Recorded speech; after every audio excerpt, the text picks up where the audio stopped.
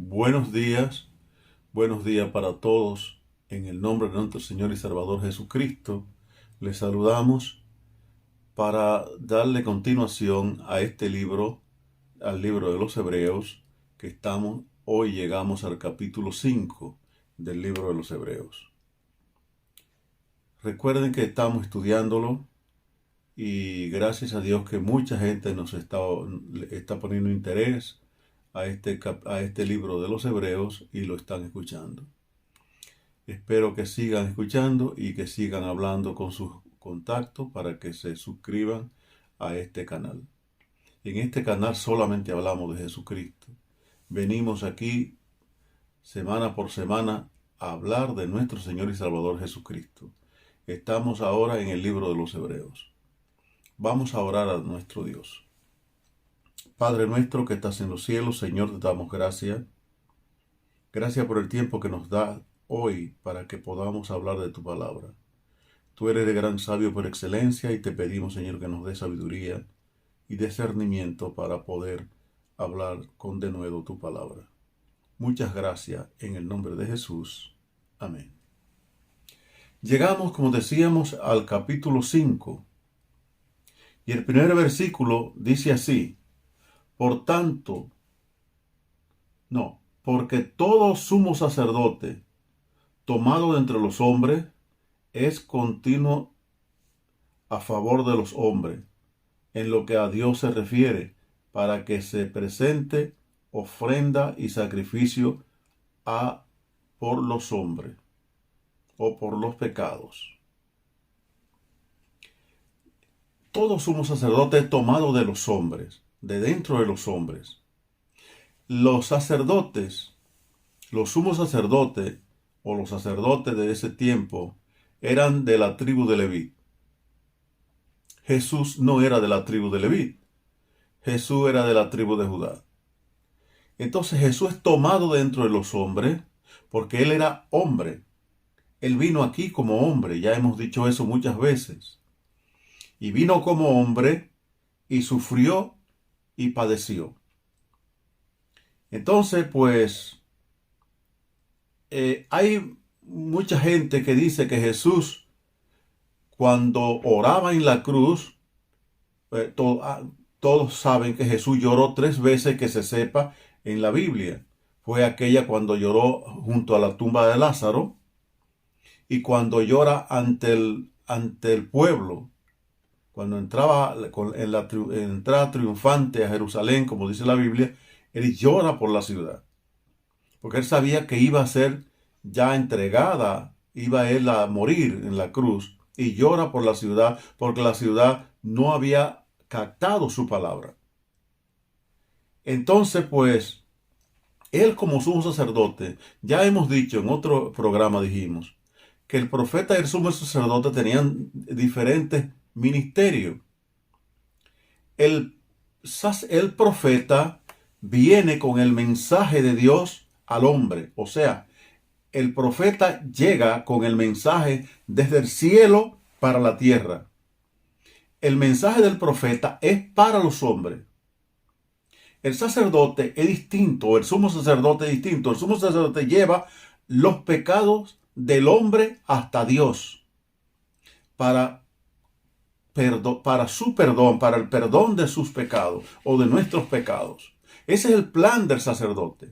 Y el sumo sacerdote cada año entraba al lugar santísimo con la sangre por sus pecados y con la sangre del pecado del pueblo, para que el pueblo fuera perdonado y también él, porque él era un hombre como los otros hombres y también pecaba. Y entonces él tenía que presentarse allí al lugar santísimo con su sangre por su sacrificio o por sus pecados, con el sacrificio por sus pecados y con el sacrificio del pueblo, con la sangre del pueblo más bien. En este caso, este sacerdote traspasa las barreras y llega a ofrecer una sola vez su sangre por nuestros pecados. El sacrificio más grande que ningún ser humano haya hecho, lo hizo Cristo. Y cuando decíamos que lloró 3 veces, lloró también en el Getsemaní. Más tarde lo vamos a ver en el versículo 7 de este libro, de este capítulo 5 del libro de los Hebreos. Mire, hay gente que dice, y yo he oído eso tantas veces, que Jesús estaba orando para no ir a la cruz. Yo que he aprendido a no discutir ya, pero de verdad que eso siento hasta pena cuando alguien lo dice. ¿Cómo se puede decir eso? Si Jesús tuvo 3 años anunciando su muerte, anunciando que Él vino a morir, que Él vino a sacrificarse por los pecados del pueblo. Y dijo, como Jonás estuvo 3 días en el vientre del pez, así es necesario que el Hijo del Hombre esté 3 días en la tierra. O sea, es imposible que Jesús orara para no ir a la cruz. Lo que pasa es que allí estaba orando, tenía una batalla, librando una batalla con Satanás, porque Satanás sí que no quería que él fuera a la cruz, sino Satanás quería matarlo ahí en Getsemaní. Cierto pagano dijo en una ocasión, si yo hubiera estado allí, le arranco la cabeza. Y así no era necesario que le adoraran ahora. Bueno, tenía razón él. Porque si él hubiera muerto en el Getsemaní, no habría pagado la culpa de todos los pecados nuestros.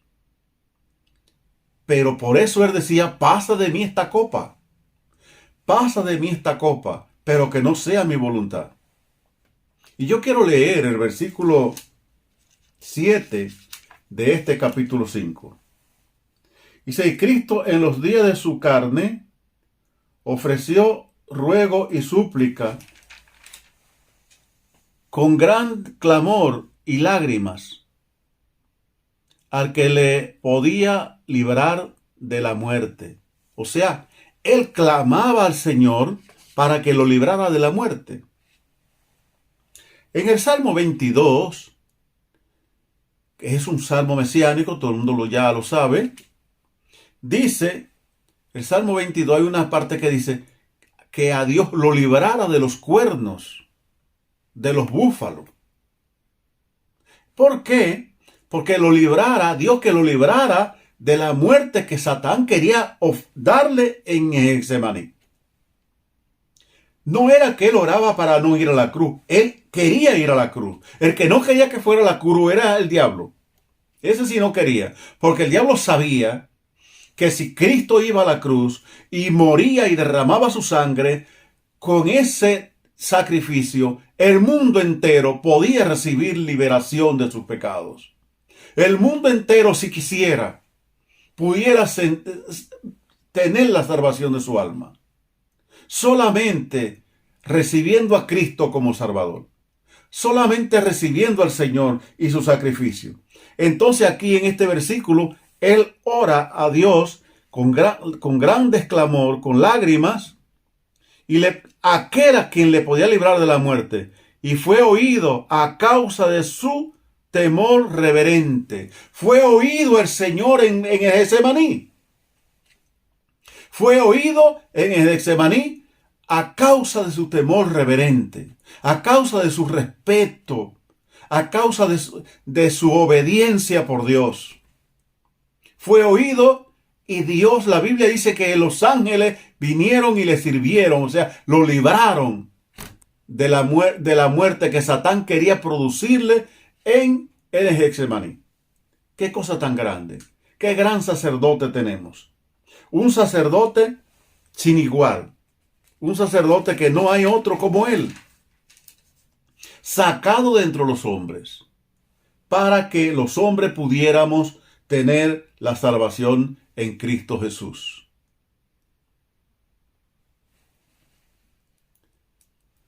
Y el verso 8 dice, para que veamos hasta dónde llega este libro. Y aunque era hijo, por lo que padeció, aprendió la obediencia. Y el 9 dice, y habiendo sido perfeccionado, vino a ser autor de eterna salvación para todos los que le obedecen. Y el 9 dice, y el 10 dice, y fue declarado por Dios sumo sacerdote según el orden de Melquisedec. Este sacerdote para siempre que era Melquisedec, es denominado así. Melquisedec se menciona en Génesis capítulo 14 del 18 al 20. Ahí es cuando se dice cuando Melquisedec sale a recibir los diezmos de Abraham, de aquella batalla donde Abraham libró una batalla grandísima. Todo el mundo conoce, todos los que han leído la Biblia conocen eso. Este Melquisedec, una de las cosas dice que era rey de paz. O sea, y significa rey de Salem, dice la Biblia. Y rey de Salem, Salem es paz, rey de paz. Entonces, este rey de paz, algunos dicen que Jesús es el prototipo o que es la encarnación de Melquisedec. No creo eso. Melquisedec era un ser humano. Cristo era el Hijo de Dios. Entonces Melquisedec, aunque era un hombre que dice la Biblia que no tenía genealogía, no tenía ni principio ni fin de día, la Biblia dice que Cristo sí es el principio y el final. Es diferente. Cristo es el principio porque con Él comienza todo. Él estaba allí cuando dijo hagamos al hombre.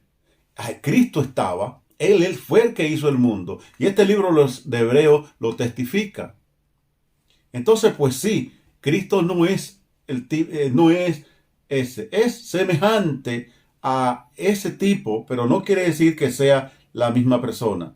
No es una encarnación, como dicen muchos. Eso es una tontería.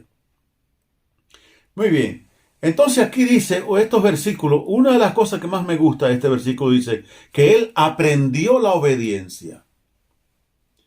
Aunque era hijo, por lo que padeció, aprendió la obediencia, habiendo sido perfeccionado, vino a ser autor de eterna salvación para todos los que le obedecen. Para todos los que obedecen al Señor, Cristo es el Salvador. Cristo es el gran Salvador y Maestro, gran Salvador y Señor, gran Rey y Salvador. Cristo es todo. Y el versículo 10 dice, y fue declarado por Dios sumo sacerdote según el orden de Melquisedec. Según ese orden, ¿por qué? Porque Cristo no, como dije ya, no era de la tribu de Leví. Cristo era de la tribu de Judá. Y fue escogido entre los hombres para diferenciar todos los sacerdotes. Ahora usted y yo somos sacerdotes. No somos sacerdotes, sino sacerdotes. Sacerdotes del Dios Altísimo. Usted y yo tenemos el sacerdocio de Cristo. Pero Cristo es el sumo sacerdote que lleva nuestros pecados hasta Dios y por él ruega. Y la Biblia dice en el libro de Romanos que el Espíritu gime por nosotros día y noche con gemido indecible por nuestros pecados. Él está clamando por nosotros. Él está pidiendo por nosotros. Y el versículo 11 es un versículo tremendo, un versículo que se debe leer con mucha atención. Acerca de tenemos mucho que decir. Mire, hay mucho que decir, dice este capítulo, este versículo 11. Muchas cosas que decir. Usted y yo tenemos que decir muchas cosas de nuestro Señor, de nuestro Salvador. Acerca de esto tenemos mucho que decir, difícil de explicar, por cuanto os habéis hecho tanto por ser tardo de oír. Nosotros tenemos mucho que aprender, porque somos tardos para oír. Una de las señales de peligro que decíamos en el capítulo 2. Tardos para oír. Usted y yo somos tardos para oír. No queremos oír las cosas que Dios nos dice. Oiga, parece que somos niños, dice aquí para abajo, más para abajo, que somos niños que en vez de ingerir los alimentos duros, tenemos que ir otra vez a la leche espiritual porque somos tardos para oír. Oímos poco. No obedecemos la palabra de Dios. Queremos decir siempre, sí, no, yo estoy bien, yo estoy perfecto. Sin embargo, hermanos, cada vez decimos lo que este versículo dice. Acerca de esto tenemos mucho que decir, difícil de explicar, por cuanto os habéis hecho tardo para oír. Porque nosotros nos hemos hecho tardo para oír. Usted y yo. Nos hemos hecho tardo para oír y oímos tan poco la palabra de Dios. Cuando el pastor dice un mensaje que creemos que es malo, pues a veces hasta se lo reclamamos al pastor. Y no sabemos que lo importante es oír. Yo cuando voy a la iglesia, voy por dos razones fundamentales. Por esas dos cosas voy a la iglesia. No voy a ver a nadie, no voy a mirar a nadie, no voy a ver cómo el otro está, ni lo que el otro dijo o lo que no dijo. O lo que... No estoy mirando, no veo las montañas. Yo voy a la iglesia con el único propósito de que Dios hable a mi vida y de edificarme en las cosas espirituales. Es mi propósito por lo que voy a la iglesia. No voy por ninguna otra. Voy por esas dos cosas fundamentales en mi vida espiritual. Yo tengo que saber que si voy a la iglesia, no voy a otra cosa. Hay gente que van a muchas cosas, menos a oír la palabra de Dios. Algunos van por cantar, y yo no estoy diciendo que es malo cantar. El que canta, que cante. El que declama, que declame. El que hace cualquier cosa, que lo haga. Pero yo no voy a la iglesia por cantar. Yo no voy a la iglesia por oír cantar. Yo voy a la iglesia por oír la palabra de Dios. Todas las que se hacen en la iglesia, todo ese preámbulo, que es bueno, porque es alabar a Dios, y este libro dice que ofrezcamos frutos de labio. En el capítulo 13, en el versículo 15, dice que ofrezcamos a Dios fruto de nuestros labios. Entonces, cuando alabamos a Dios, estamos ofreciendo fruto de labio. ¿Y cuando ofrecemos a Dios fruto de labio? ¿Cuando nos ponemos de rodillas? Sí. Pero también si estamos acostados. Imagínense que alguien está enfermo y no se puede poner de rodillas. Puede orar acostado o puede orar sentado. Hay muchas maneras de orar y Dios escucha todas las oraciones y todas las alabanzas que le rindamos a Él en cualquier momento y en cualquier lugar. Solamente que se lo ofrezcamos con todo nuestro corazón. Si así lo hacemos, entonces sí, Dios nos escucha. Seguro que nos escucha.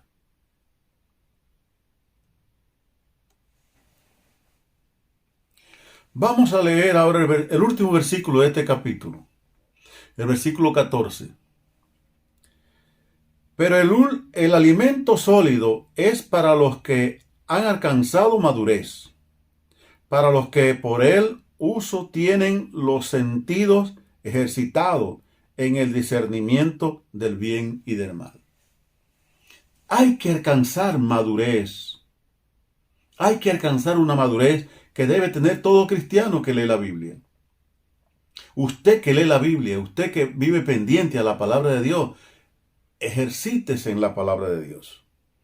Pero el alimento sólido, ¿por qué? Porque hay muchos que por ser tardo de oír, son como niños espirituales. Y como niños, no entienden muchas cosas, no saben nada. Usted no le puede dar a un niño un trozo de pan, a un recién nacido, porque no lo puede masticar, no puede hacer esas cosas. No puede. Usted tiene que darle leche o algo así muy blando. Entonces, es lo que dice el apóstol aquí. Dice, pero el alimento sólido, o sea, el alimento sólido, el alimento duro, digamos, el alimento sólido es para los que han alcanzado madurez. Para los que han alcanzado madurez. Para los que por el uso tienen, o sea, por los que están continuamente usando esta madurez, esta palabra de Dios, tienen los sentidos ejercitados. Son diestros en la palabra. Tienen los sentidos ejercitados en el sentimiento del bien, en el discernimiento, perdón, del bien y del mal. Sabemos, la persona que lee la Biblia sabe lo que es el bien y sabe lo que es el mal. Yo he dicho muchas veces, he dicho que el cristiano tiene que conocer al diablo, conocer a Dios, conocer a Cristo, pero también tiene que conocer al diablo. Y he puesto como ejemplo a Elías. Cuando Elías estaba en la cueva de Oreb, que estaba huyendo, ustedes conocen la historia, la Biblia dice que se presenta un viento recio. Y Elías dijo, aquí en este viento no viene el Señor. Y después un terremoto. Y Elías dijo, aquí no viene el Señor en este terremoto. Y después un fuego. Y no venía el Señor tampoco en el fuego. Y después un silbo apacible y delicado. Y Elías dijo, aquí viene el Señor. Gloria a Dios. Aquí viene el Señor ahora. Dios se manifiesta en la tranquilidad. Dios se manifiesta en cualquier lugar y en cualquier circunstancia. Pero usted tiene que conocerlo. Usted tiene que saber cuándo es. Y eso usted lo va a hacer cuando tiene el discernimiento de la palabra de Dios y puede la madurez. Y dice, para discernir el bien y el mal. Usted tiene que saber discernir eso. Y si lo hace así, entonces usted va a ir adelante y nunca nadie lo va a ver vencer. Satán no podrá vencerlo. Y como dice o como decía el corito que cantábamos, Satanás no podrá vencer, porque vencido ya él está por Jesús el capitán. Entonces, él no podrá vencerlo a usted. Él no me podrá vencer a mí, porque él está vencido, porque Cristo lo venció en la cruz. Cuando él no quería, Satán no quería que él fuera a la cruz. Cristo fue a la cruz y murió en la cruz por usted y por mí para salvarnos y para darnos vida y vida en abundancia. Que Dios les bendiga y hasta la próxima semana.